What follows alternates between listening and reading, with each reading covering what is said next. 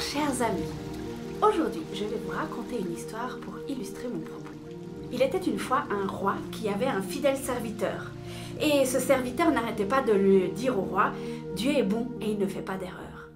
Le roi il écoutait ça que d'une oreille. Mais voilà qu'un jour ils sont partis à la chasse et ils ont dû tuer un lion, mais juste avant qu'ils puissent tuer le lion a sauté sur le roi et lui a arraché un doigt.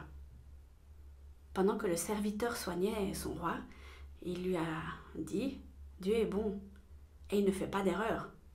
Le roi s'est mis dans une colère mais internationale parce qu'il s'est dit « Dis donc, t'es qui toi? Regarde, il me manque un doigt. Tu crois quand même pas que je vais dire que Dieu est bon et qu'il ne fait pas d'erreur ?»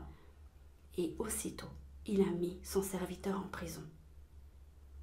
Mais dans sa prison, le serviteur continuait à dire « Dieu est bon et il ne fait pas d'erreur ». Un jour, le roi est reparti à la chasse. Mais ce jour-là, il n'est pas tombé sur un lion.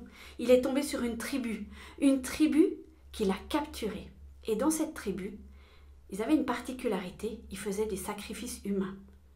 Quelle aubaine, ils avaient un roi sous la main pour le sacrifier. Alors ils l'ont préparé en vue de leur cérémonie, mais juste avant qu'ils le sacrifient, ils ont vu qu'il lui manquait un doigt.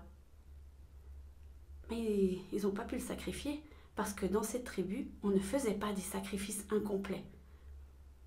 Et ils ont relâché le roi. « Dieu est bon et il ne fait pas d'erreur !» s'est dit le roi. Évidemment. Donc il a couru jusqu'à la prison, il a délivré son serviteur et puis il lui a dit « J'ai bien compris la leçon, Dieu est bon, il ne fait pas d'erreur. Mais toi, t'as pas arrêté de dire ça en prison. Comment tu peux dire que Dieu est bon et il ne fait pas d'erreur ?» Le serviteur a souri, il a regardé son roi et il a dit « Si j'avais pas été en prison, c'est avec toi que je serais allé, et c'est moi qu'ils auraient sacrifié. »